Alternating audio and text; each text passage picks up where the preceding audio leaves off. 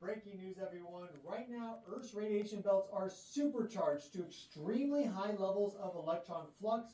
We see that very clearly right here. This is the latest data for today. We see our flux levels are extremely high. This has a lot of consequences here on Earth. First and foremost, this means that if we get any sort of solar storm impact, this will trigger a very significant ion precipitation event, and that will then cause greater geomagnetic volatility than there would have been otherwise.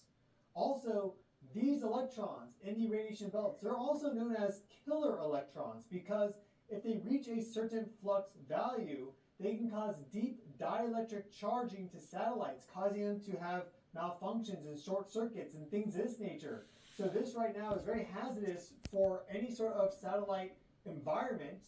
And in addition to all of that, when we have this sort of intense ion precipitation from any sort of solar activity that heads our way, that also changes the weather here on Earth. And so if you have stable weather systems, then that generally doesn't really do much. But if you already have volatile weather systems, then that can cause them to become even more volatile. And that's the situation that we are in right now. So with these supercharged radiation belts, we have a greater chance of very powerful geomagnetic activity as a result of solar activity. And right now we do have an enhancement of the solar wind headed our way. So that's very likely going to cause a pretty significant ion precipitation event, altering our weather systems even further. We have a very large low pressure system developing over the United States. We just had that cyclone ram into Australia. There's other weather systems across the globe.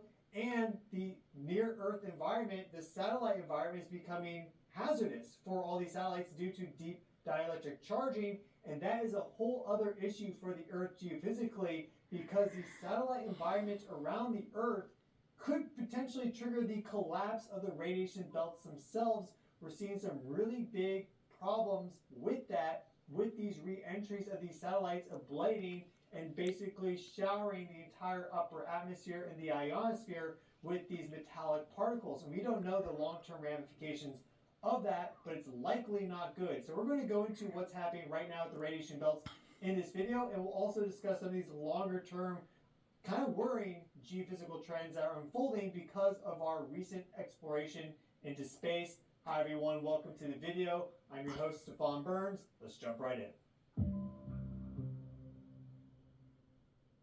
Right at the beginning, let us mention that we do have some enhancement of the solar wind headed our way. I talked about this in yesterday's live stream, the solar shock wave.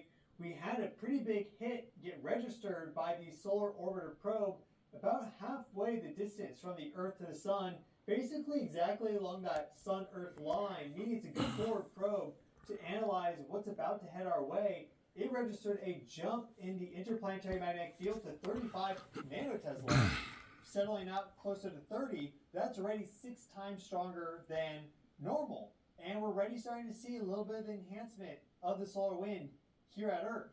And so it looks like we have a pretty big solar shock that's going to be impacting the Earth very, very soon, just within hours, perhaps up to 24 hours from now. And that is then probably going to trigger a pretty significant ion precipitation. Now, why do we have so many electrons in the radiation belt in the first place? Well, right now, it's close to equinox. And so we have this alignment with the solar wind and Earth's magnetic field, causing there to be a greater absorption, you could say, of energy from the solar wind and this deposition of that into Earth's plasmasphere. And so that gets enhanced by up to like 40%. And then you have electron flux go up by an order of magnitude or more during this time period. This is all known as the Russell-McFerrin effect. And so we have just in general more extraction of energy from the solar wind at this moment in time. And then if you do get an actual solar storm impact or a high-speed stream impact or something like that, then that can trigger an even more powerful geomagnetic storm, because these ions precipitate down, they enter into the ionosphere, the upper atmosphere, you have stronger electric currents in the ionosphere. This triggers those bigger magnetic field swings for the globe overall. You have really powerful aurora. Then you also have these weather changes that occur deeper down, like in the mesosphere and even down into the layers that we experience. So you just have like changes in wind speed and direction. You have greater weather instability. You have changes in the temperature profile through the atmosphere, and you have conductivity changes. Everything changes. And if the weather systems are fairly stable, then you typically don't see that much of a change because it's already kind of going into a stable system. But if the weather systems are very dynamic, then that just kind of throws them even more off kilter. So this solar wind impact that's coming in from this coronal hole here very, very soon is likely to give the Earth a jolt, and that is happening right as Saturn is going Cazimi. Now, what's interesting about the timing of all this is that we have Saturn Cazimi in just a couple hours as I film this video here. So we see Saturn right there. We also have Neptune coming in. Neptune Cazimi is on the 20th, but first we have Saturn Cazimi. Cazimi is when you have a planet conjunct the Sun as viewed from Earth. And so this is just a perfect alignment between Saturn, the Sun, and the Earth. Saturn is on the other side of the Sun. And it's also interesting that we will have this total blood moon lunar eclipse on the 14th. And so Saturn will basically still be opposite the Sun. So we're going to have this alignment where you have Saturn, the Sun, the Earth, and then the Moon. And the Sun, Earth, and the Moon are all going to be perfectly on the same ecliptic plane during that blood moon eclipse. Saturn, as you can see, is south of the ecliptic plane. So it's not going to be perfectly along that vector, but all of them are going to be basically in a line from the 12th through the 14th. So that's very interesting. It's a very powerful energetic event already. And when you have the moon move into the magnetotail as a full moon, which is what the total lunar eclipse and blood moon is, then you have these greater reorganizations of the plasma in the magnetotail and in general for the magnetosphere. And in fact, you have greater electron density and plasma density in the magnetotail during the Russell-McFerrin effect around the equinoxes. And so there's more energy to play with, you could say, for the moon as it sweeps through, and it's going to be sweeping through that exact Earth-Sun plane. You know, it's not going to be going to the south or to the north. The Sun is always emitting radiation that's hitting the Earth, causing the magnetic field to stretch out, and it's going to stretch out along that ecliptic plane. The moon, for this eclipse, is going right through that. And so we have this supercharging of the outer radiation belt in terms of electron flux right now.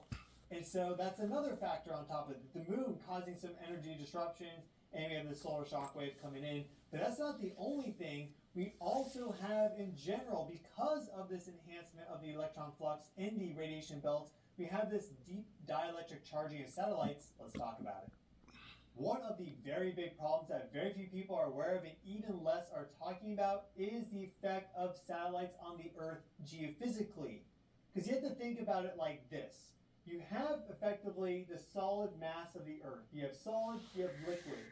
And then as you move up away from the surface of the Earth, things become less dense naturally. You go from the troposphere, where it's gas, but it's a fairly dense gas, and then all of a sudden it gets lighter and lighter and lighter, and then eventually you get to the ionosphere, which is way less dense than the troposphere, the surface area that we live, but now it slightly has some charge to it. It's 1% plasma, slightly ionized, and you go even further out to the radiation belts, and the density goes down like crazy, but the energy in each single ion, electron, proton, even some heavier ions like oxygen, it goes up and up and up. Well, look at all these satellites here. With these mega constellations that we are building, private, and with all the satellites that have already been put up by governments and more, we're adding a ton of mass to this part of the Earth that naturally does not have much mass. It has very, very, very little mass. And so when you have this enhancement of the electron flux to these critical values, so much so that can cause this deep dielectric charging, that causes more of these satellites to have these malfunctions and to burn up.